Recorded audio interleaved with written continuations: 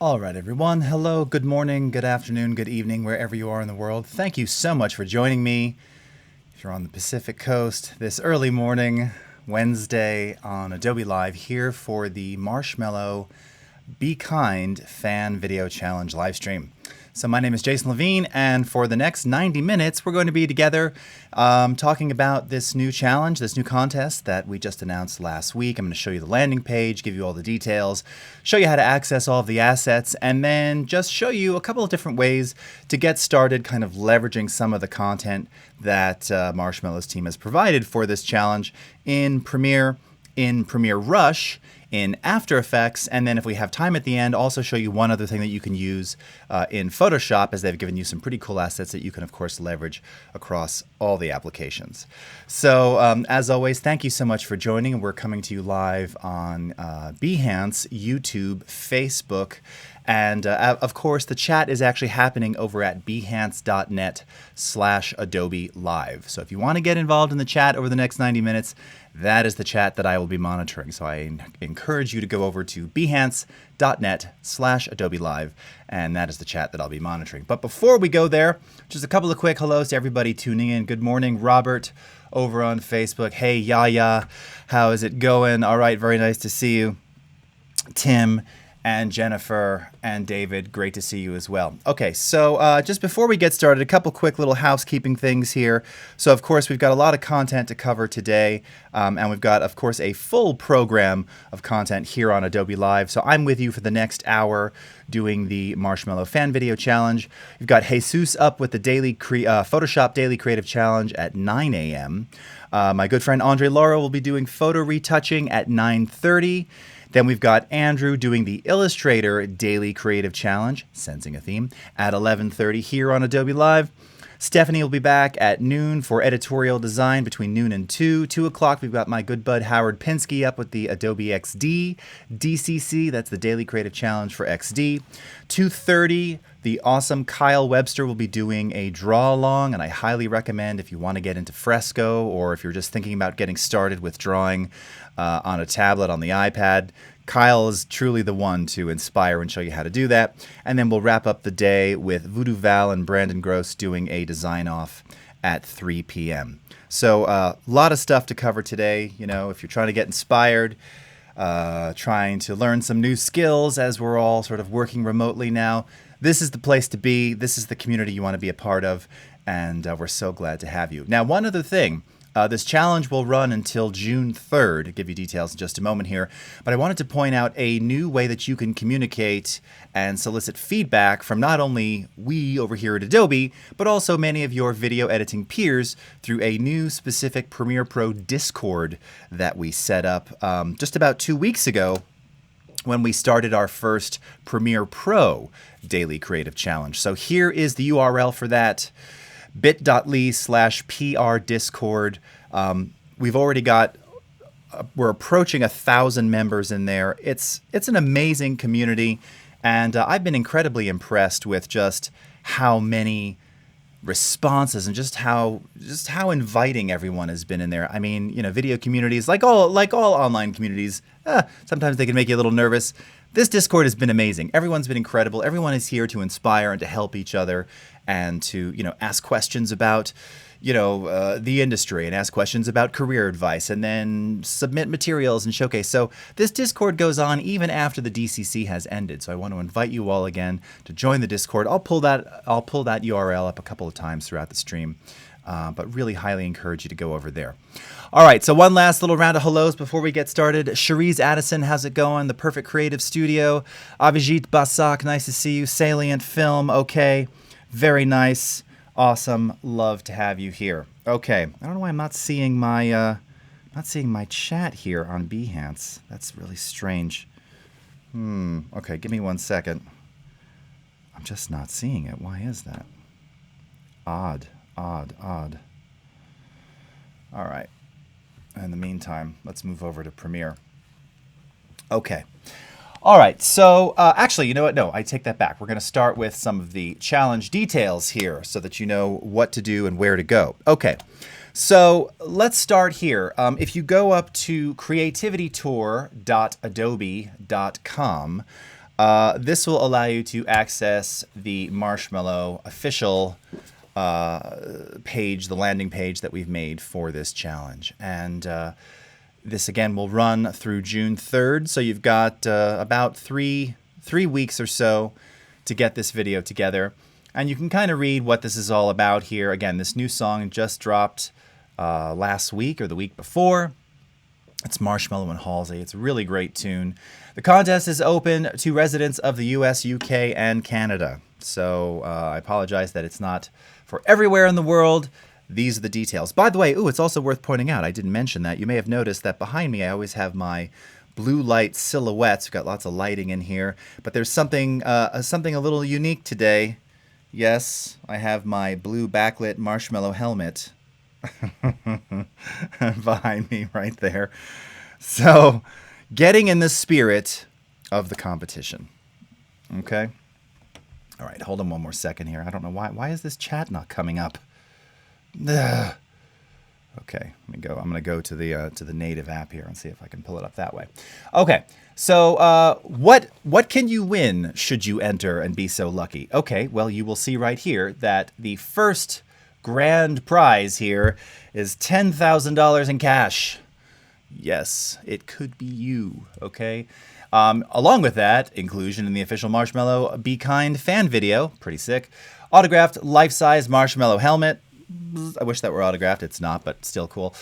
Virtual meet and greet, and a 12-month Adobe All Apps Creative Cloud subscription. Pretty sweet. There will also be 9 second-place winners entitled to $400 cash, inclusion in the Be Kind fan video, an autographed poster, and a 3-month CC subscription. And then up to 25 additional creators will also have their work featured in the Be Kind fan video. So the idea here is that Marshmello himself will be reviewing these submissions and compiling the best of the best, and then his team will actually assemble a new music video, which will be the official music video based on all of these submissions. Pretty slick. I mean, you got nothing to lose here. It's a 15 to 30 second video trying to showcase kindness around you. So when you go to this site, you're going to see here's how you enter. And again, it tells you right here, capture a 15 to 30 second video showing how you bring kindness to those around you. Now, I realize, of course, as we're all sheltered, it's a little bit harder to, really shake the hand of the neighbor and all that kind of stuff. Not that we're doing that anymore, but there are many other ways to show kindness, And even in my own house here, I was trying to think of different things that I could do to kind of, illustrate acts of kindness. So this gives you really a cool opportunity to be super creative and really think about it. What's up, Corey Frazier? Watching one of my auto ducking tutorials on YouTube this morning. Very nice. All right. Very, very cool. Okay. What's up, Siobhan? Hey, Steve. Flick the little arrow. Oh, yeah, no, I know. Something was stuck. I don't know what was going on there. So, but it's back now. Okay. Very nice. Sweet. How's it going? Hello, Emmer. Okay. So this, again, gives you all the details here. If you don't already have CC, you can get started with a complimentary 30-day subscription, okay? This gives you all of the details as far as when it begins and when it ends. So the contest officially started on the 6th last week.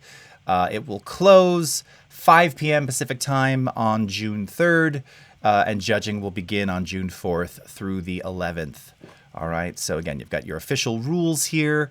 So I highly encourage you to read all of those. I already see some people asking, how come not my country is included? I know, I'm sorry. Again, I have no control over this. Just the way it is, so read it here. By the way, much like the DCCs, the daily creative challenges, this is still a challenge, right? So if you're trying to flex some muscles in Premiere, get familiar with Rush, and you want to have access to some cool materials to cut some stuff too, maybe you're not shooting anything right now, this is kind of a cool way to do it. And we're going to talk about leveraging additional stock video as well. So if nothing else, even if you're not going to participate in the grand contest, it's still kind of a cool way to put some stuff together. And again, you can leverage the Discord to share your creations, okay? Now that's the other thing. I think it says it in here. Yes. So once you actually create your submission, you'll want to share them publicly on your favorite associated social network, Instagram or Twitter, with the hashtag MarshmelloXAdobe contest. or you can see here Marshmello X Adobe contest, and then share to @Creative Cloud, @Adobe Creative Cloud on Instagram. Okay, so these are the two places where you want to showcase your content, your videos that you're cutting together here. All right. Super cool, super fun. And then as you continue to scroll down, here is where you can now download and access the materials that they've given you. So first and foremost, the song, okay? So this will actually download a 16-bit uncompressed WAV file, very nice, of the Be Kind track. So pretty cool to have like a master file as opposed to an MP3. Very nice there. They've included a font and some of the logo work and sort of some of the typical logos around sort of the eyes and how his name appears, and it's Arial rounded, which many of you probably already have. Arial rounded bold. Some textures and illustrations. So there's some still imagery that you can implement and use inside of your edit. And of course, the fact that you have access to After Effects and things, you can turn these. I believe these are all provided as pings. You can do some pretty cool things. With this static ping art. You can add some wiggle, you can make things move and shake and, just make them feel and look a little bit more organic. So there's a lot of cool opportunities with the textures and illustrations here. And then they provided some video and motion graphics templates. I'm going to show all of you these in just a moment here. This kind of just shows you the initial first frame of all of them. Again, just some kind of cool animated illustration.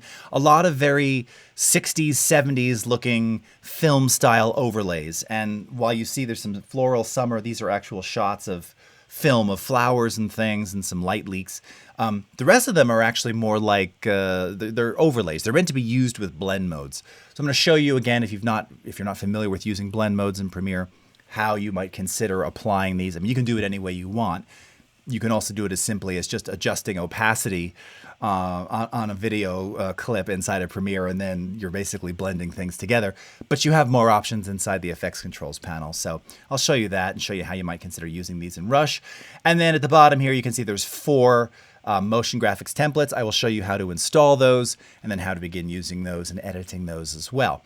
And then the last piece that they give you here is actually access to the Marshmello helmet via a Cinema 4D file as well as an OBJ file. So that means that you can use this in both After Effects and Photoshop. Okay, so maybe you're not super cool, super comfortable with animating in After Effects.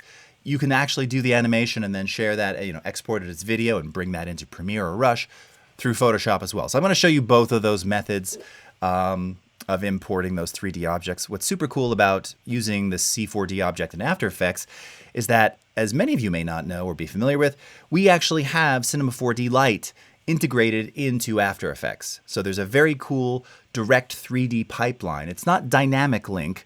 It's more what we kind of refer to as a direct link. But you'll see how it actually ties C4D and your After Effects project together so that you can edit in one and kind of see the updates occur as you click back and forth. So really pretty cool stuff there. And then at the bottom here, you'll see that there's already a submission gallery of some of the things that people have already created. For licensing reasons, I can't play these back for you, so you'll have to check them out independently. But this may give you an idea of the kinds of things that people have already created. What's also pretty cool, again, they're being shared socially.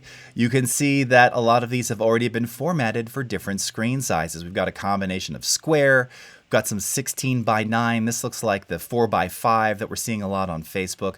So I don't know if they're using auto reframe, but pretty sweet. Kind of cool just to see all the different frame sizes, knowing that sharing for social, people are going to use different aspect ratios. All right. Very cool. Andy Bundy, is that the same model they used in Fortnite, I wonder? Well, I imagine if it was delivered to Fortnite through Marshmello's team, which it most likely was, then yes. This is, in fact, I will just tell you this. Now, the one you're getting, it's still the official one. They initially sent us a C4D model of the helmet that had all of these additional effects and things on it, which are not part of the standard package. So that was like, whoa. That's the helmet and all the stuff that they're using, in videos and everything else. So it's pretty cool. So yeah, this is the official one. I don't know if it's the same as Fortnite. I imagine it very well might be. What's up, Karen? All right. Minty Sherman, would you please say the words okay and we're live for my submission? I'd really appreciate it. Sure. Okay. And we're live. Or I normally say, okay. It looks like we are live. Hopefully that was good, Mindy. Okay. Nice. Amar, how's it going? F. Smittick, how are you? Okay. Cool, cool, cool. People tuning in from Vietnam. All right. Nice. Okay. All right, just checking through all the rest of the chats. All right, so let's go ahead and let's dive into these assets and take a look at them in Premiere and Rush, all right? So click over to Premiere Pro here. Now, I didn't wind up shooting, I was considering shooting something specifically, but I just thought for the purposes of this, I didn't shoot anything. But again, I actually am just leveraging some stock video. Now, I'm not encouraging you to use stock video to show acts of kindness. We want you to film something independently. That is the idea. You know, remember, there are actual humans reviewing these things, so, you know. Not that you can't use stock footage for something, you know, it doesn't say you can't use it, but obviously we want you to shoot something that's uniquely your own, right? Because if they get 2 submissions with the same clip, that's just going to be lame. Do what you got to do, right? It's for fun. It's a challenge. Challenge yourself to do something different, okay? So let's go ahead, and when you download the package here, I'm just going to double click inside my project panel. Now, this is not meant to be a full-on Premiere tutorial on how to edit. I'm assuming, you know, you've got plenty of opportunities to check that out via my own masterclasses here on Adobe Live Behance, as well as on Facebook, as well as on my YouTube channel, Jason Levine Video. But I'm going to show you all the various elements that you have access to. So again, you're going to see here that you're going to have a couple of different folders. One of them is labeled Elements. And these are all of the static elements that you have access to. Another is labeled Live Nation Adobe Video Mogerts. So I'm going to bring in all of this video here. Now that was via double clicking in the project panel. Just want to point out, for the sake of just showcasing different ways to do things here. Of course, you also have the ability to bring in media directly from the media browser. Okay, so if you don't see that panel, of course, you can access that via the window menu. It's the same media browser that you have in After Effects and everywhere else. I can also change from list view into an icon view, and I can shrink these things down. You know, what's cool about this, again, is that you can kind of hover scrub over these things and see what this content looks like. What I love about this is, and you'll see, and these obviously, these all came from Adobe Stock, formerly Fotolia, as you can see in the file names here. I love these film stock like overlays, like this 8mm looking style overlays here, film overlays. You know, all the dust and scratches and everything. I mean, it just kind of lends itself, first of all, to that general mood of the tune, and you know, and all of that. But they're just kind of nice, and they're cool, and maybe you'll use them elsewhere. You know, kind of inspirational there. So let's go ahead and grab all of these and just drag them into the project panel here. You know, whether or not you use them all, just showing you here that we can just very quickly bring all that content in there. All right. And then as we go into the elements here, now again, I don't know how many of these static images I'm going to use necessarily, but I can just go ahead and grab all of these and drag them in. Now, if you're wondering why a couple of these are displaying as black, that's because it's actually the illustration is black, so on a transparent background. So that's why it's showing up this way. When you drop it over top of something, as I can show you right here, you'll see that there is in fact, you know, well, whoops, not all of them, sorry. There is in fact some kind of illustration, in this case, some of those flowers right there, okay? So that's why it's showing up that way. By the way, if you wanted it to be inverted, a very easy way to do that, if I go over here and I'll grab my effects, under video effects channel, you have something here called invert. I can go ahead and drag this onto that clip, and it just automatically inverts the color to white. So just kind of a cheap and fast way to do that real quickly, if you wanted to do something like that, okay? We can just leave that as it is. It's black, it's white, Yeah, yeah, yeah. Okay.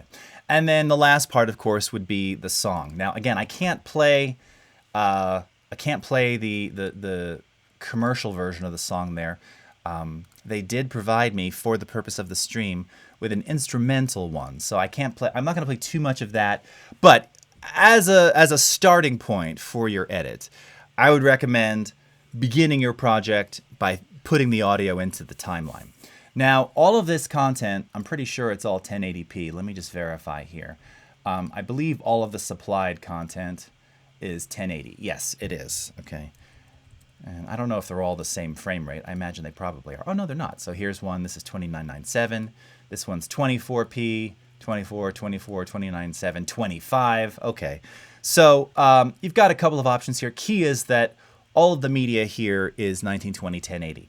So couple of different things. And in fact, we just had, I believe it was my buddy Vashi who did a quick little 1 minute, 2 minute tutorial on getting the sequence settings right. Now, I've shown this a million times here on Adobe Live, but this is it's worth showing again.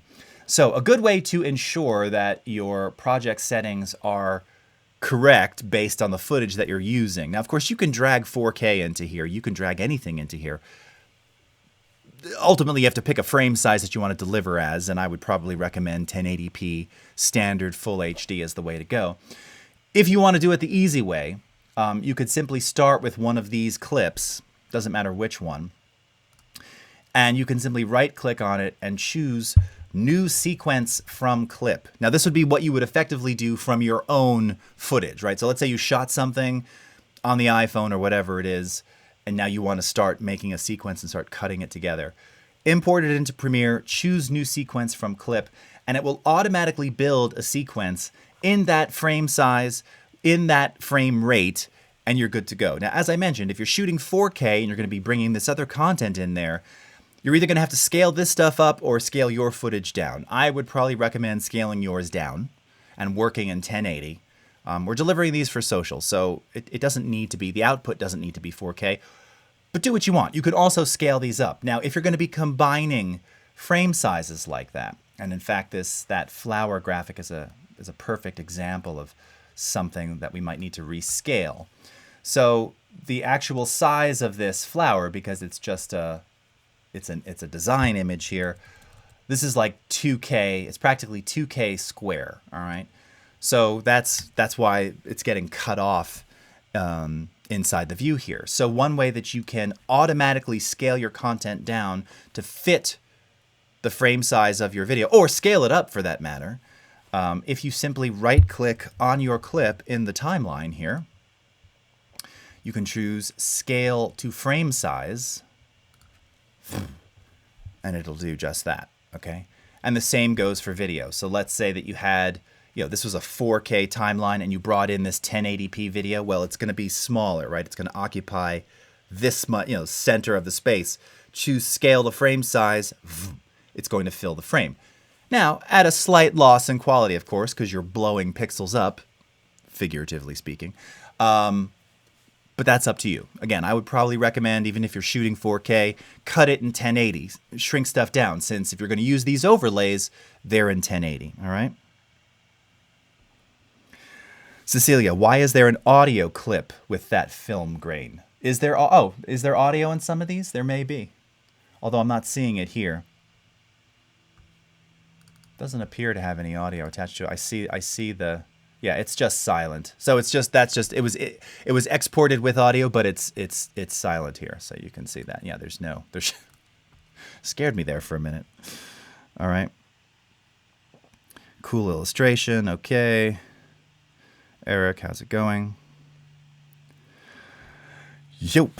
Could you use the C4D file in Adobe Dimension? I don't know if Dimension reads. I'll be honest, I don't use Dimension, so I'm not sure if it reads C4D files. If it does, sure. I believe it does read OBJ files, I think. They're standard, right? 3D files. So you have both. You have access to both of those in the folder there.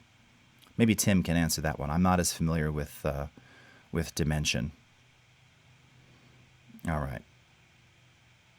I think my subwoofer just... You're getting me nice and early, so you get to hear my my native low range. Do you know that true story, I actively not just amplify but raise the pitch to be more audible because my resting comfortable pitch is really very low. Very low. I would talk that way all day long, but then a few people would hear me.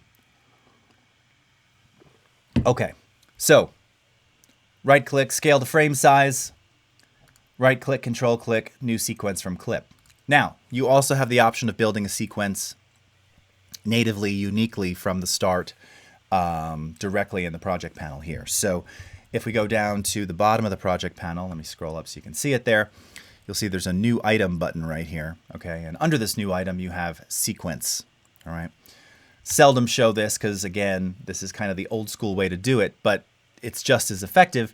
And then from here, if you're just looking for some standard 1920 1080 presets, you're going to find those under the digital SLR category under 1080p. All right, and you'll see that they're in, this is actually 23976, 25, and 2997, okay? All of these parameters, of course, can be modified under the settings here. So you can customize your own, you can make your own sequence preset, and this will just make a blank preset. The point in mentioning this is, if you haven't shot your video yet, you could start with something like one of these, and let's say this is the Marshmello contest. All right, we're just going to do a standard 23976 1080p, click OK, and then as I mentioned, I might start by taking the track and dragging it down into the timeline, all right, just so that I have kind of the audio there as my starting point.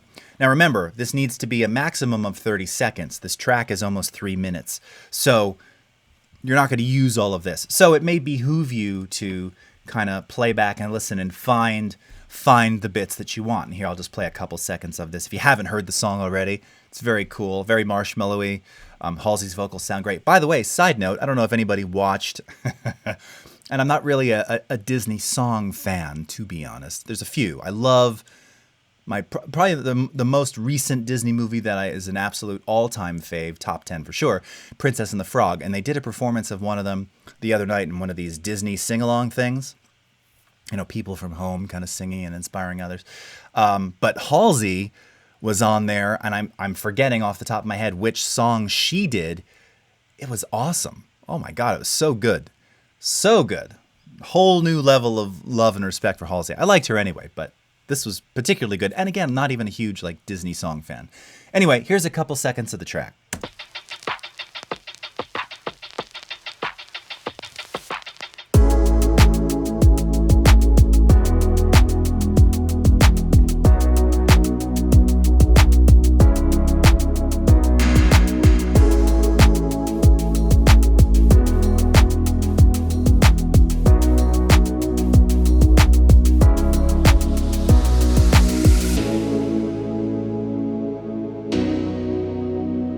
Okay, has that vibe, has that feeling, and a really obviously pronounced beat to allow you to cut to that.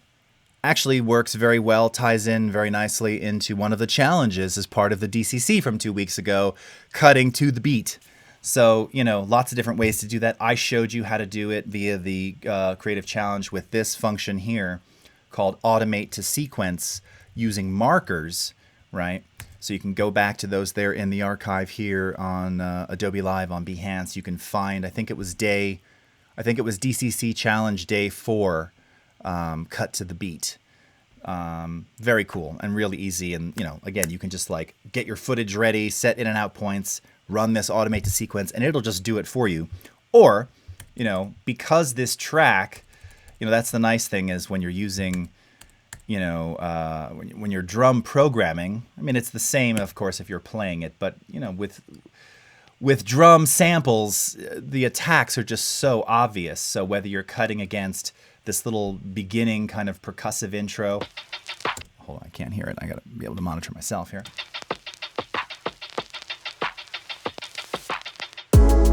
And again, I usually tell people to, use to drop in markers. Now, one thing to keep in mind, right now the audio clip is selected. I don't recommend putting markers on the audio clip, although you can do that. When it's currently selected like this, if I hit the marker button or shortcut key M, it's going to place markers, as you will see here, in the audio clip. And you can still snap to those, but I don't typically want to do that. I want the markers to be in the timeline. So just click away from it, hit play. Now you can hit markers.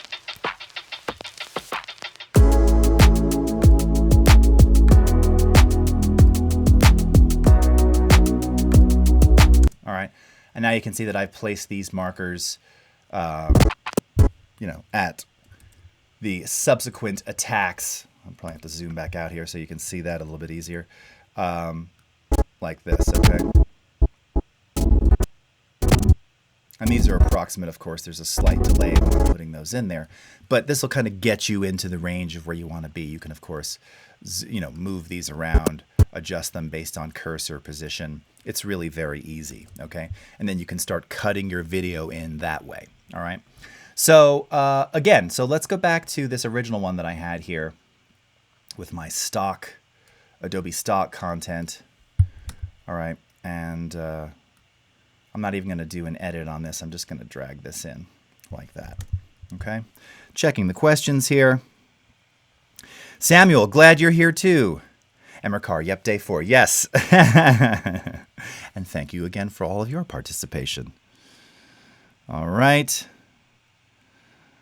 Nice, okay, everybody's just chatting here. All right, very good. Cool. Okay. So let's take a look at using some of these overlay elements and some of the things that you might do. All right, and again, I just took a couple of clips here. I'll mute the audio for right now. Just a couple of random clips from stock that I thought were kind of nice, showing some kindness. You know, here's a obviously very timely. I typed in kindness in Adobe stock, which I'll show you how to access in a minute here, and this was the first thing that pulled up. It's kind of neat. All right, so you can just see a man and woman here, separated between glass, masks, and gloves. All right, another shot here, just woman helping another. You know, an older human shaking the hand of a younger human, right? Simpler times when we shook hands. Hope that doesn't make anybody sad. It kind of makes me slightly sad seeing this clip, but there's something very beautiful about it. And it's nicely shot, wonderful bokeh, you know. Probably shot at like f2.8 or something like that, okay? But let's say that we wanted to use some of these film overlays, all right? So when you take something like this first one here and you drag this in, oh, am I grabbing multiple things? And you drag this in, I don't want that graphic there. All right, obviously you drag it onto another video clip, it's now over top of it, it's taking over. So like I said, you could adjust opacity of it, but a better way to do it is to use blend modes. So with that clip inside in your track here, let's go over to our effects controls, all right? And make sure that you have the actual clip itself selected. By the way, you can see that I'm doing a whole bunch of adjustments here vertically, just so that I can give myself more vertical height to see what's going on in each of these clips. So I've got this clip selected, and then here in effects controls under opacity, you'll see that you have access to blend modes. And you know, for all of my designer friends out there, these are all the ones that you know and love. You've seen them, you know them, right? All the various blend modes. You know, the one thing that this doesn't do is it doesn't cycle through them like Photoshop does. But you know, if you simply wanted to overlay this over top, all right, that style, okay, that might be a bit intense. Maybe we want to screen it instead. Okay, I mean, it's entirely up to you how you use these things. Screen is going to give you a lower contrast and kind of preserve a bit more of the original color and light there. All right. Maybe I'll shrink these up to fit the durations of these. And let's go to another one. I saw in one of the fan videos, they were just like cutting between all of these different overlays. Now this one is actually really long. That's kind of neat. This next one here. So again, this is that Super 8. There's a company that's even making these Super 8 overlays. Let's come over here. Let's go into screen. All right. It's also adding some nice film grain. Kind of see that. This one's kind of simple. It's not really breaking up as much. Almost like the end of this one a little bit better. I like it when there's a lot more kind of noise and grit in there. So here, maybe we'll shrink this up, drag it in over here.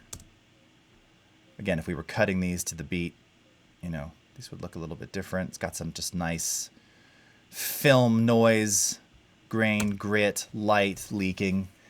Let's come back over here. What else have we got? I thought there was another one of those. Yeah, this one. This one's very colorful. Let's drag this one in. Yeah, this one's like all over the place. I like that. The dirtier, the better. All right. And, you know, you can play around with these. It doesn't have to be, you know, let's maybe try a soft light on this one.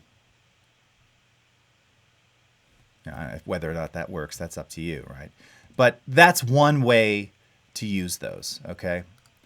Using the blend modes like that, okay? And then similarly, as I showed you, if you want to get, you know, a little fancier here, let's turn this off for a second. You could then, you know, start to bring in some of the other imagery or other videos. You know, you could have multiple layers of these things over top of one another. Let's say these flowers. All right. Let's turn these on. Let's use another blend mode. Let's screen this. Okay. Now you've got this kind of triple layered action going on here. Maybe we want to make this even darker. Ooh, that's kind of neat. I mean, you know, this may not be your style, your flavor, whatever it is that you want, but it's kind of looking cool. And don't forget, you can mess about with the color here. I mean, we haven't even talked about that. We haven't touched any of that yet. But you can just keep overlaying these things and doing interesting things with the color and light. Again, using blend modes. Maybe you're animating the blend mode over time, so you're adjusting opacity or the amount of the application of the blend mode over time here. It's really endless possibility with all of this stuff, right? How's it going, Tunj? Okay. All right. So, and then similarly, already kind of showed you that, but again, if we wanted to bring in some of those static assets, all right, they don't have to be static. Now, again, maybe we like this in black, but first thing I'm going to do here is scale it to the frame size. So maybe we don't want that. It's kind of overtaking their faces, right? But maybe we want it to kind of animate on screen. Really simply done in Premiere. So first and foremost, we're right at the middle of our clip here. Let's say this is kind of where we want it to land. Just using my position motion keyframes here. First of all, I'm just going to adjust where it is on screen. So maybe right about here, okay? And I'm going to set a position keyframe by toggling the animation button here. Sets a keyframe right there.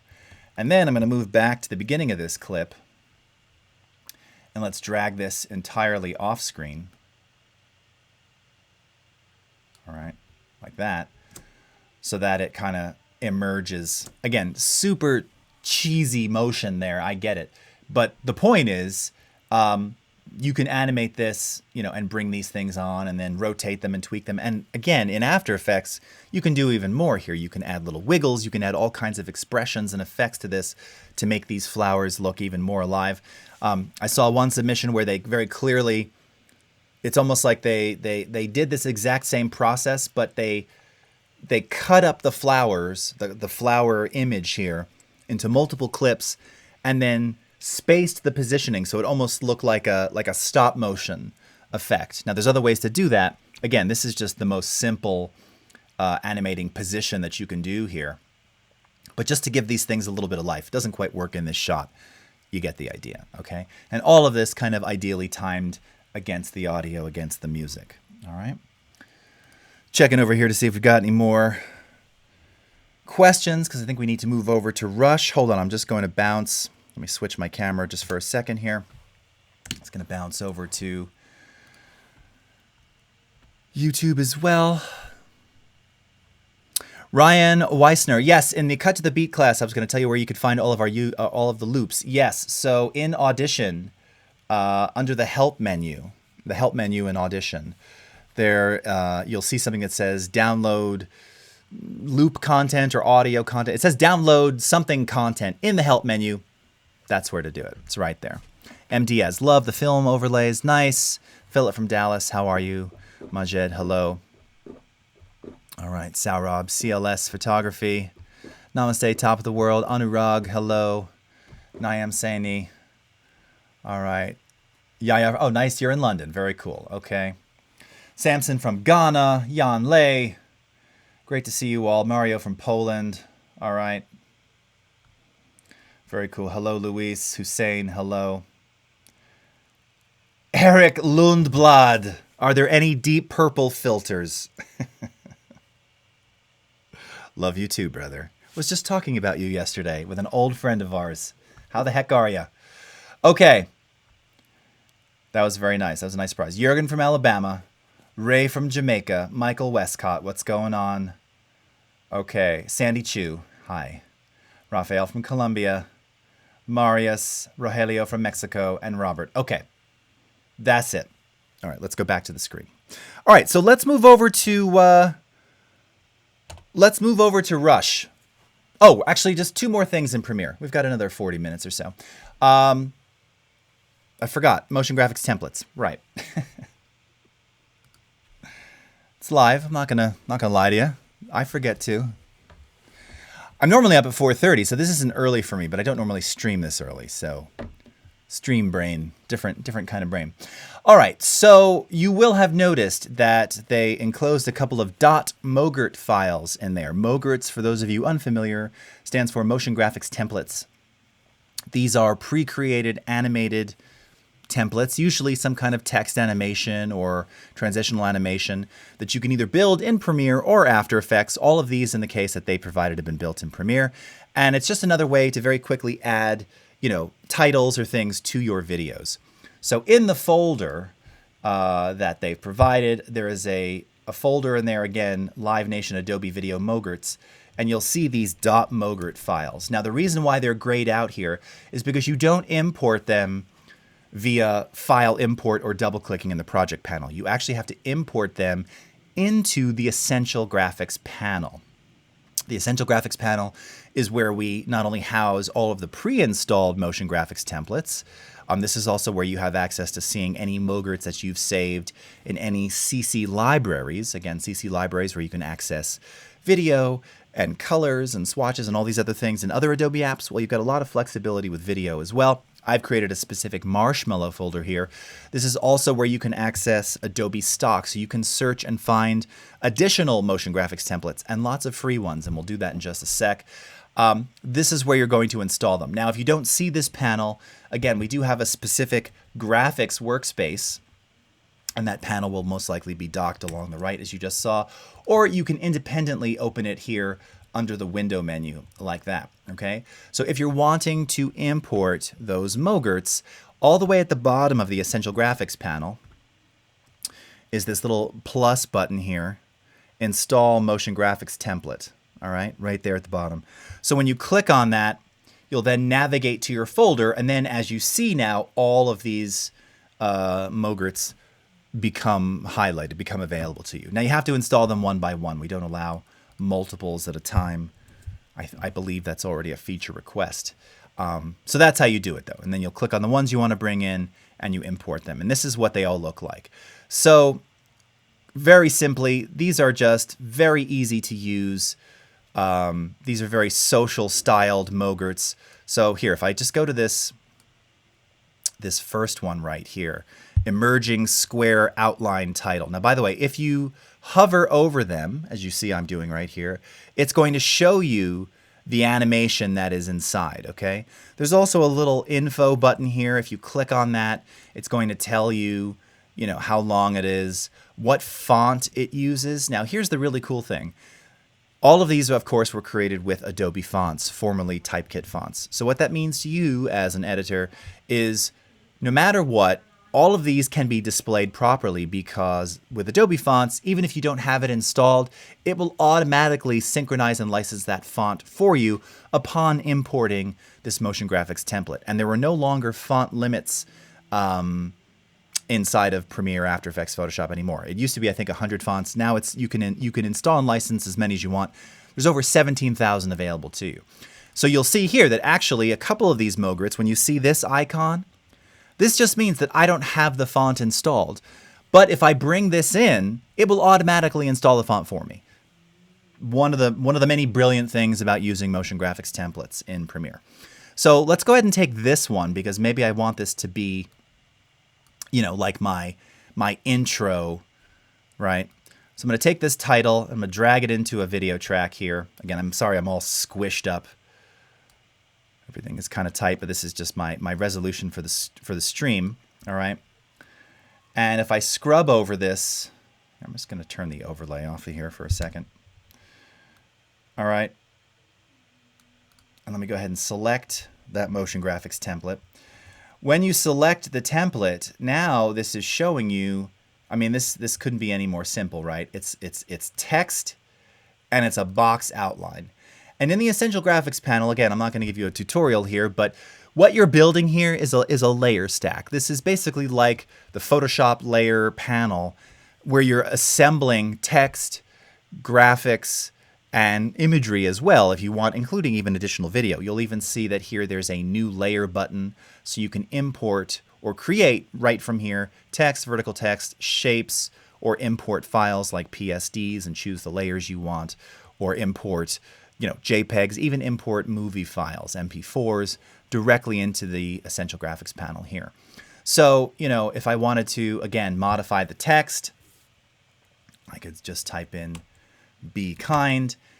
It gets modified right on screen, and as I scrub through this, okay, you're now seeing that animation take hold just like that, okay? Real simply, real easily. I don't like the stroke color of that box outline, although it actually kind of works here in the context of this particular shot just amazingly. You'll notice that when I select my box layer, I now have access to the Align and Transform panel as well as the Appearance panel. And here in the Appearance panel, I have strokes. By the way, this was a feature that was added a couple of versions ago. You can add multiple strokes to your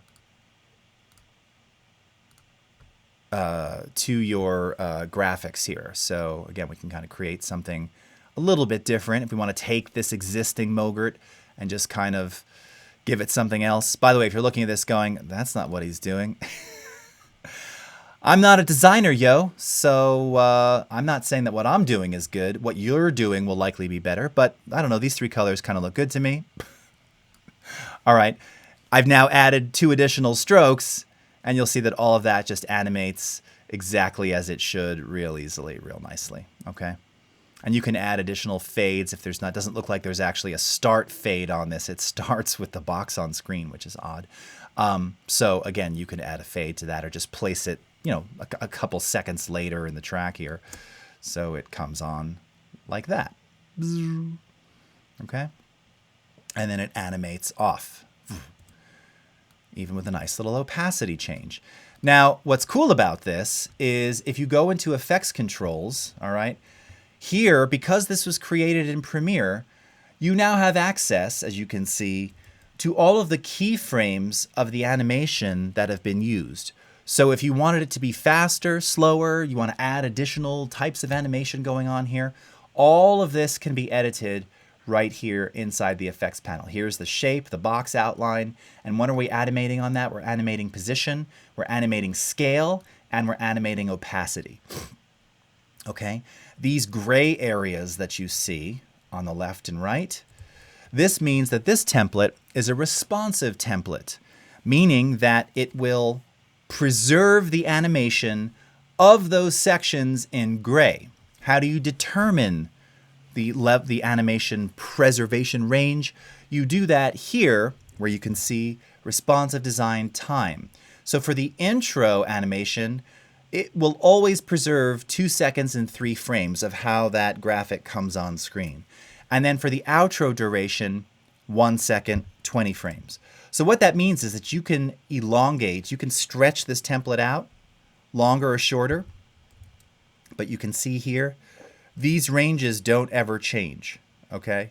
So it's always going to preserve the animation at the beginning and the end based on this responsive design time setting, all right? So kind of a cool little use of that particular Mogurt there. Again, we added some additional strokes, changed the text real easily, all right? And because this is Premiere created as well, I mean, in theory, now it's using the Roboto font here. You could change it to something else, okay? No reason you can't get a little creative here.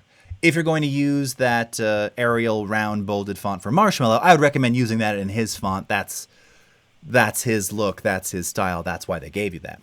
But for these Mogurts, you can kind of make them your own and do whatever you want, okay? So, really simple, really cool. Again, if we go back here, some of these all look like call-out boxes. This is another title one, square brackets. This is a very YouTube-y style one. Flashing. Here, let's just see what this looks like. I'm just going to overlay that over here. All right. Flashing title. So this one, again, you've just got one line of text and then a bunch of shapes. All right, and you can modify how these appear. You can modify the animation that's on them. I mean, you've got control over all of this. Okay. That's very intense with the flashing 8mm film behind it, okay? But it's as simple as really coming in here. Again, you can just go to our text tool down at the bottom here. Select your text. Be kind. Zzz. All right. Doesn't get any easier than that. Okay. Murray Cater. Does Adobe Stock have free Mogurts? Yes, they do. So last thing I'll show you here in Premiere, the same button is available to you in Rush before we move over to Rush. If we go ahead and click on the Adobe Stock button, all right, here in Essential Graphics, I'm just going to point out this box right here because this is the contest. You probably don't want to spend any money. You may have heard the phrase, you got to spend money to make money, but this is a contest, so I wouldn't necessarily take that gamble because I'm not a gambling man. I would click the free button here, all right? And then you can search on everything from titles, backgrounds, lower thirds, transitions, get creative. All of these Mogurts have keywords in them. So if you just click free, now it's just going to show you all of the most recently updated things. By the way, you've also got this slider here so that you can adjust the view. If I were to type in something again like title, you can see now there are 26 pages of free animated motion graphics template titles. All right. Really cool. Now this one is brand new and these get added all the time. So again, look at this. Wow, that's actually really awesome. Free? What? Someone made this and they're giving it away for free? Yeah. Look at that with that cool glitchy text. This is showing you all the various options that... How funny. Look, it actually kind of looks like, you know, sort of made for DJ, made for this kind of thing. Why not? Super cool. License it. It's free. Now, here you can see this uses Orbitron and Techo. I don't have Orbitron, so it will install and license Orbitron when I drag this in, okay? And this just tells you some of the details. It's 1080, 4 different styles. You have color controls, font selection. Here's all the various keywords that they're using. It's also cool to look at the keywords every now and again because then you can get an idea of how people are organizing these things to be searched upon. I'm going to license this one just for the heck of it. I'm not going to use it right now, but I really like it. May get to use that elsewhere. Emercar. Well, I sing for you. You know, you're so sweet. Maybe not today. I don't know. We have 30 more minutes. We'll see. We'll see if something comes up. I'm not so much an a cappella kind of dude. As John Lennon once said, I feel naked without my instrument. But thank you for that. That was very nice of you. Okay, are we ready to move over to Rush? I almost wore my Put Your Pants On shirt, Tunch. That's very funny. I almost did. Aw, okay. All right, so let's move over to Rush, shall we? So some of you are probably familiar with Premiere Rush. If you're not, this is what it looks like when you launch it. Now, I'm on the desktop. Of course, you can use Rush on mobile, so it is supported on iOS and Android. On iOS, you'll be able to, of course, access that on your iPhone or the iPad. In this case, just to keep things simple, I kept it on the desktop. But what you can do is you're simply going to click on Create New Project, okay? And when you do that, it'll allow you to navigate to your wherever you've saved your content, which in this case I have on the desktop here. All right. And then you can start bringing in your own footage, right, directly into Rush. By the way, if you're going to shoot stuff on your phone or the iPad or your Android device, you can also use the Rush camera. I would highly recommend doing that. Shoot it in Rush. Start the process shooting it, make your new project by shooting in Rush. When you use the Rush camera, it actually turns your device into a fully manual video camera, meaning that you can adjust aperture, you can adjust frame speed, you can adjust shutter speed, you can adjust ISO, you can adjust biasing, all these different settings. It's awesome. It's so good, and it's something that I don't think people are using enough, much like the Lightroom camera, shooting directly in the Lightroom camera on mobile. So you can also do that with inside of Rush. Here, if we're just wanting to bring in existing content, again, I can navigate to the folder with all those overlays. If I wanted to do that, I can select all of them here. And you'll notice that Rush does something a little bit unique. As you select clips, it's numbering them, meaning that when it assembles them in a timeline, this is the order in which it will import those clips. And it even shows you down below a little preview of how those things are getting added. Okay, sorry, it's getting cut off because I'm right there. But I'm going to move this over as well. Okay, so that's kind of cool that it does that automatically for you like that. Now, one thing to keep in mind here, you'll see that there's this button that says, whoops, I don't want to go into screensaver here, sync with Creative Cloud. You want to make sure that is checked, okay? This is what's going to enable you to, again, not only move between devices, but if you were to, say, pick this up on the desktop after shooting something in the camera on the phone, maybe you don't want to edit on the phone, you want to do it on the desktop. If that's not synced, your desktop isn't going to be able to access the project. So just to keep everything in sync and to be able to move it across devices, that box needs to be checked. If you're going to shoot it on the phone, edit it on the phone, upload it on the phone, you don't have to have that box checked, okay? It's that simple. All right. Let's go ahead and create this. I'm just going to import all those clips. Again, this is just the pre-organized stuff. And this is Rush, and this is what it'll do. So it'll build a timeline for you just like that, real easily, real simply. Kind of love the way this all flows here. Again, we can just start playing this back just to kind of show you some of those clips again. Rush is very simple. 4 video tracks, 4 audio tracks. You've got all of your tools along the right-hand side here, and they're all labeled pretty nicely. You've got a couple of different ways to view. Oh, and you can't see those because my camera's in the way. Hold on, I'm going to move myself. Let me move myself out of there just a little bit because I need to show you those buttons. Give me a second. Hold on. I'm just moving. I'm moving myself so you can see. There we go. Shrinking myself up. Okay. There we go. So along here on the left side, all right, you have the ability here to toggle tracks on and off, and again, expand audio. So this will, first of all, when you enable this, it's going to show you all of the various tracks. So now this kind of feels a bit more like Premiere, right? Also makes it easier to drag things in into subsequent tracks. If you have audio in there, which let's go ahead and add, let's get some more media. So I'm going to click the plus button up at the top here, go into media. Let's click out of here. Where do we need to go? Be kind instrumental. All right. Start this at the beginning. Click add. All right. Now it's dragged that music file in there.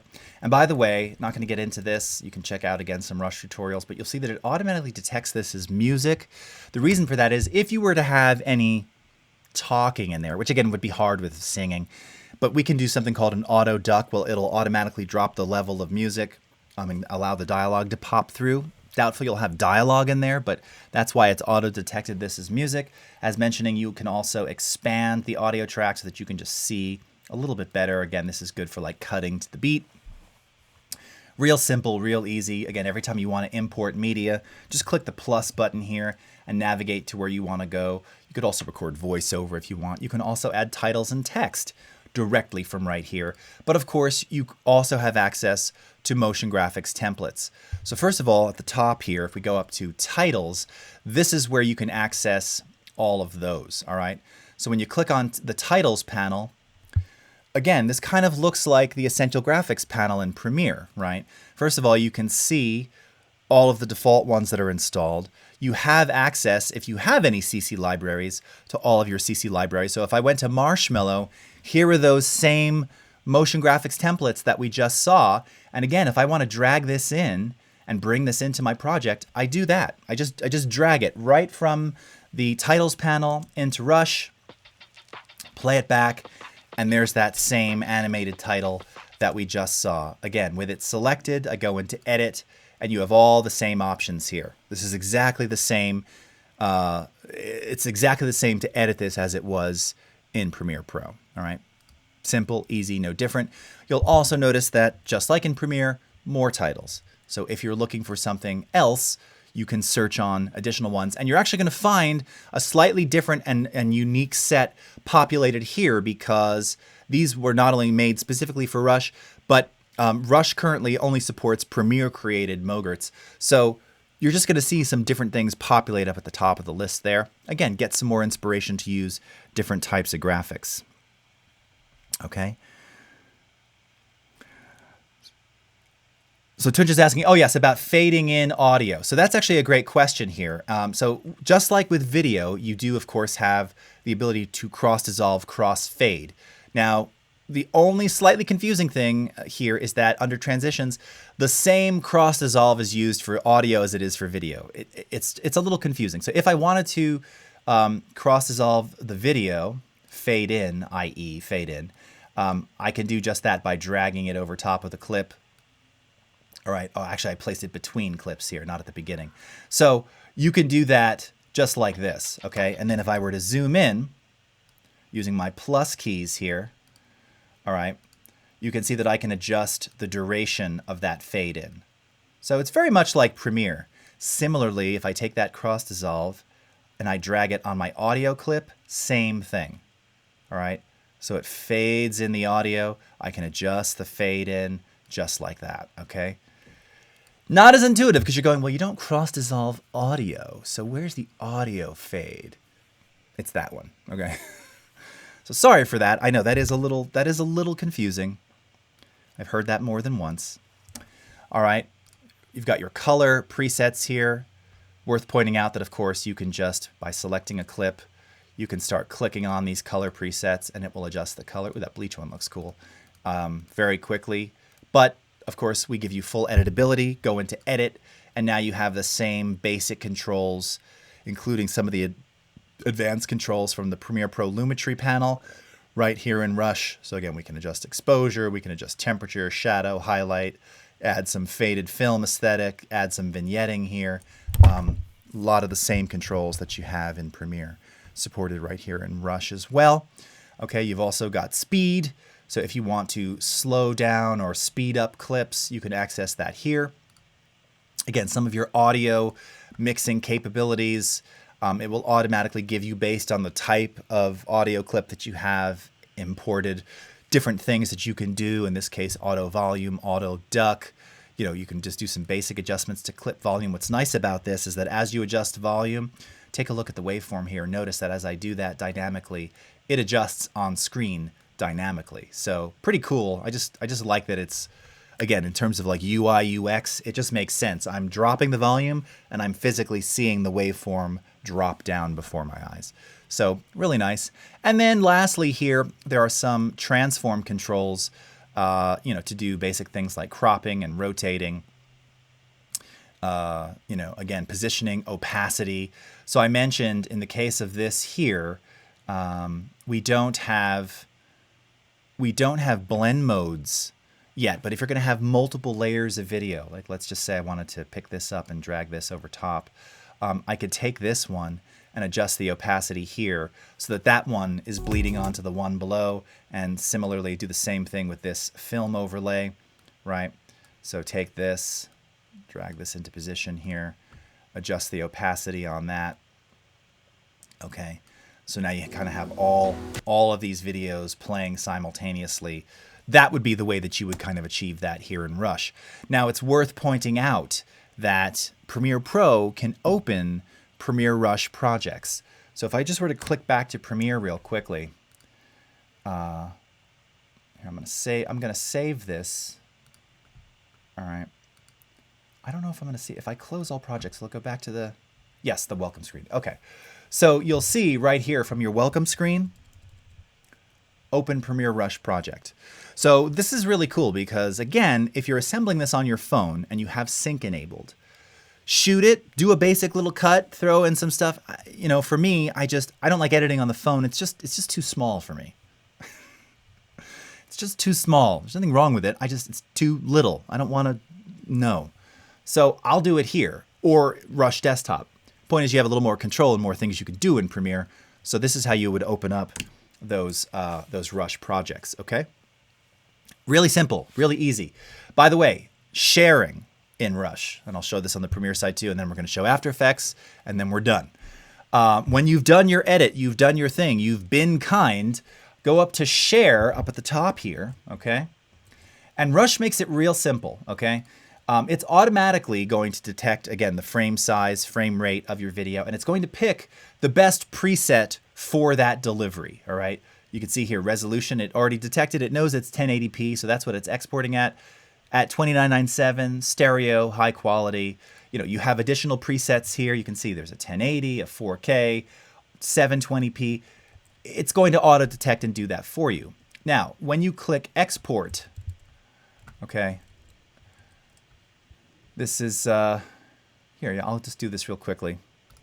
Shouldn't take but a second because there's not a lot going on here.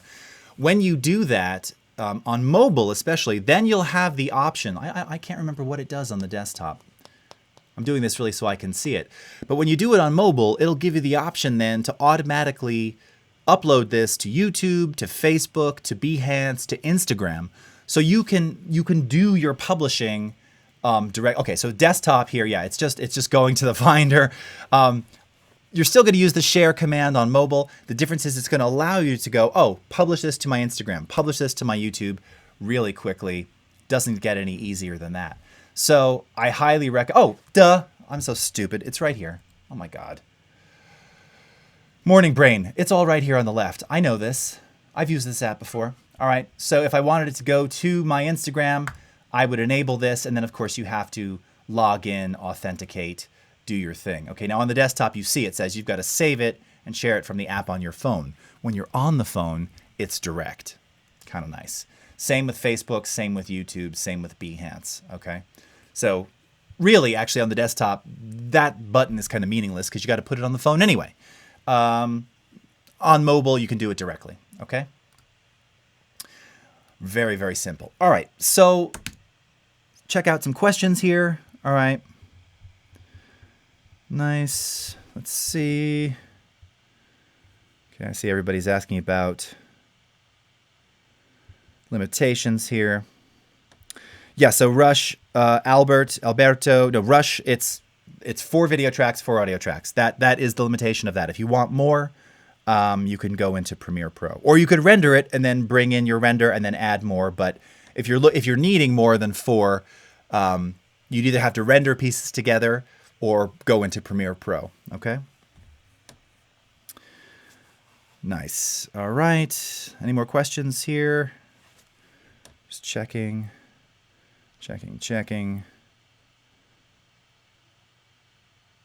All right. Ember, yes, Adobe's going to make more Android models available for Rush. We're adding more. They're always working on it, so I know it takes some time. Okay, Kate, do we know how much will be judged on original footage versus editing skills versus kindness story? You know, I don't know that there's a specific breakdown. They certainly haven't communicated that. I would say just make it good, right? Just make it good. If you like it, someone else may like it too. I imagine, of course, they're going to want to see some of their footage in there. And that's why I said you can certainly bring in, if you had to bring in other Adobe stock elements, backgrounds and things, that's fine. But I'm sure they're giving you that stuff because they want to see it. They don't want to see all of it. That would be silly to have to use every last frame. You don't have to do that. But yes, I would use some of those overlays in the flowers. I mean, those flowers that you saw, those are the illustrations of like the single cover that I've seen. So it would be cool to implement that. Okay. So the helmet, right? The C4D helmet, right? Cool. So here we are in After Effects, blank. Nothing has been done here yet. Let's click on New Composition from Footage. In the Helmet Basic folder, or it might just be Helmet, they may have changed that for you. I got this a few days before it went public. You will see the Cinema 4D object. From within After Effects, you're simply going to choose it. You'll see that it identifies it as a Maxon Cinema 4D file, and I chose to import footage and create comp, so it's going to do that for me. Now, when you do that in After Effects, what's really cool is, as I mentioned, this implements what's called a direct 3D pipeline, meaning that through the use of the Cineware panel, the Cineware plugin that you see here already added to that C4D object in the After Effects project, you now have a sort of direct link between modifying things in Cinema 4D. So when you save those modifications and come back to After Effects, they are reflected here. Real easy, right? Doesn't get any easier than that. So quite simply, if you're wanting to say do any of the animation on the C4D side or add additional textures or lighting or some other kind of 3D background or objects to this scene in Cinema 4D, with that layer selected in the comp panel here, you can either hit Command E or go up to the Edit menu and choose Edit Original. Now, if you have not launched Cinema 4D, first of all, this is asking you if you have the full version installed, it can look for that after the fact. It by default looks for the native Cinema 4D Lite because that is actually pre-installed with After Effects. I'm keeping C4D Lite, so I'm going to click No here. Now, if you've not used this before, it does ask you to go through a little registration thing. You already have license to use the Lite version as long as you have your license to After Effects. It just does that because it's Maxon. So they're wanting to see, hey, who's using it? And that just gives you access to some additional help resources and other things like that. It's painless, but you will go through a slight registration process now the first time. Now, again, I don't have to open anything here. This is their little welcome screen. When I click away from this, now you can see here we are inside C4D. Here's our beautiful helmet. And again, like we're in C4D now. So this is so darn cool. It's so responsive and fast. And again, if I were to change anything, if I were to add any particular elements to this, as I do that, when I click back to After Effects, those changes are reflected here. Okay, so very simple, very easy to bring this content in, modify it here. Of course, you can simply just use the helmet as it is on this alpha channel and maybe just have it move left to right. You could animate some keyframes here and that's it. And maybe that just pops up momentarily in your project. That's entirely up to you how you use it. Okay. But the key is that you always have that edit original capability. Now, as mentioned, when you're in Cinema 4D Lite, or if you've got the full version here, as you're making adjustments or changes, you want to be sure to save those. All right. Because as you save that, when you click back to After Effects, those changes will be reflected. Okay. Now, let's say that leveraging After Effects in general for you is kind of scary. Oh, and it's also worth pointing out, once you have this project here, hold on, let me see if I can, let me open back up the Marshmello project that we made here. All right, let me just, there we go. Got so much going on right here. Hold on. Skip to a frame where there's nothing else going on there. All right, that's good enough. You can, of course, also bring in your After Effects project into your Premiere Pro project. So I could take this After Effects project here like this with my helmet. I'm going to click and drag it I'm holding on to it. Go over to Premiere. I'm going to drop this into the Premiere Pro project panel. All right. Oh, did I not drop it in there? Hold on. Sorry. Why is this not dropping in? Oh, for goodness sake.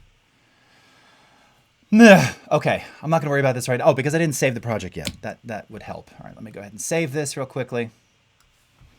Give it a name. Helmet. Okay. Now this should come in here. What I'm doing is establishing a dynamic link. So if I drag this into my Premiere Pro project, there it is. Okay. You can see it down here now. The After Effects project. Okay. What this now allows me to do is to bring in, let's say I did some kind of animation with that helmet.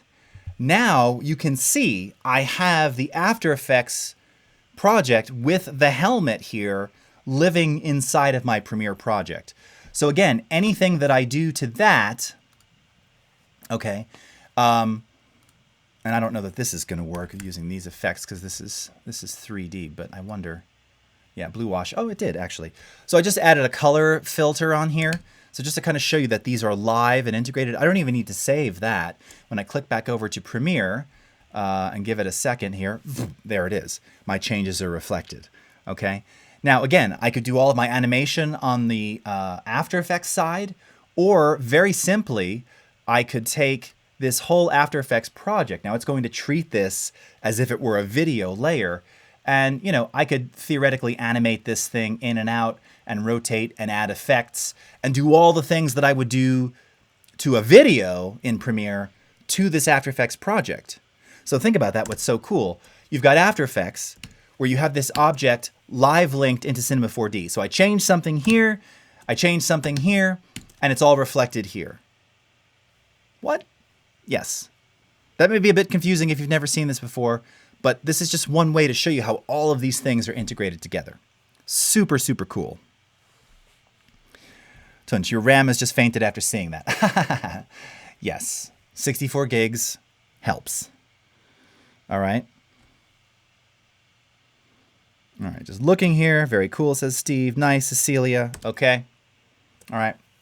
And again, just to point out here, you know, just for future reference, if you ever want to start working with C4D or bringing in 3D objects into a new After Effects comp, you probably never notice it if you didn't go up to the New menu. I seldom do, right? But File, New, right up at the top here. Maxon Cinema 4D file. Okay? Real simple. Export. Maxon Cinema 4D exporter. Right? So this is a partnership that we established a couple of years ago. It's great, sometimes slightly undiscovered. This gives you a lot of options here and a lot of flexibility and the ability to work in a non-rendered way between the three apps, okay, using the helmet. All right? Cool. Okay. Last thing I'm going to show you here. So let's say that you do want to use the helmet, but animating in After Effects terrifies you. You're really more comfortable working with 3D objects in Photoshop. Maybe I could do a Photoshop animation. Maybe I could export it out of Photoshop and bring that into Premiere Pro or Rush as video with an alpha channel or something like that. Yes. So let's go over to Photoshop. Okay. And let's come up here and navigate to my folder. And now, as mentioned, we also have an OBJ file, which, as I said, I believe that is supported in Dimension, not C4D, but for sure OBJ. So I could place my OBJ file in here. All right, it's probably going to ask me if I want to move to my 3D workspace. All right, give it a moment. And there you go. And now we're in Photoshop. So easy. And you're like, oh, cool. Now I know what to do. Now I know how to adjust light and texture and everything else. Do it the way you want to do it. Right? Super simple. Super easy. You can adjust your lighting, your color, your intensity. I mean, all of these things. Again, if, as familiar as you are with Photoshop, you can make all of those modifications. And then, as I mentioned, if you wanted to do an animation here, you could come into your timeline, all right, And now you could use the Photoshop timeline to create an animation if you so desired. All right? And then export that as video and then import that into Premiere Pro. So you have a lot of different options here. Or maybe you just want to mess about with an OBJ file of a cool commercial asset in Photoshop. It's really entirely up to you. Okay? All right. Last thing I'm going to show you here. So that's how you would import the OBJ into Photoshop. Let's go back over to Premiere with this mess of a creation that we've built here. Here, maybe this will look better with the hand shaking. No, I don't even know where we are anymore. There's so much stuff going on here. All right. Cool. Okay. When you want to export out of Premiere, okay, let's go up to File, Export Media. All right. Make sure you have your sequence selected. And then here in Premiere Pro, you're going to choose for your format H.264. Okay. Now, depending upon where you're going to share this, we have specific presets for Twitter. So you can publish directly to Twitter as well. So first and foremost, if you come down here, you'll notice that we have a 1080p preset, 720p, a 640 by, so if you're doing square. I would recommend these if you're going to Twitter. All right, these are designed for Twitter. Now, you're not going to see an Instagram preset in here because we can't upload directly to Instagram from here anyway. So I would actually probably choose either the Twitter preset or even the YouTube 1080 HD preset. All right, and then use that again to upload via your phone to Instagram if you so desire, okay? If you're wanting to go directly to Twitter, you can go under the Publish tab here, okay? And under the Publish tab, you'll see that you have the ability here to export directly to all of these various social destinations. So YouTube, Vimeo, Facebook, Behance, Adobe Stock.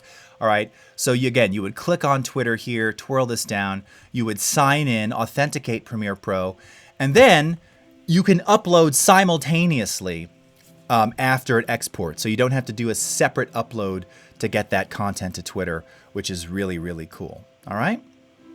Simple, easy.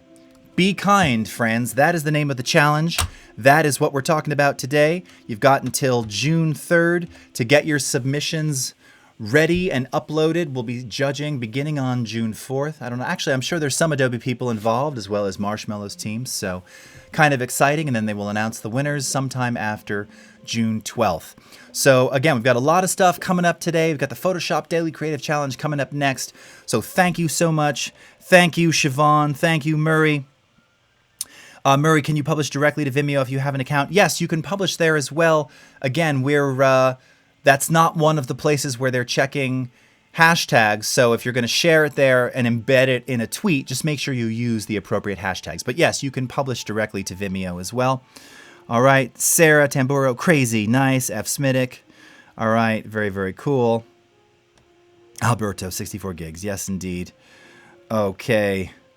Howard Pinsky, be kind and G. Jennifer Poole, you're so welcome. Okay, my friends, that's all the time I have. So until next time, have a great rest of your morning, afternoon, evening, wherever you are in the world. And we'll see you again next time. Good luck. Be creative. Be kind. Can't wait to see what all of you will come up with. All right? Take care, everybody. Bye-bye.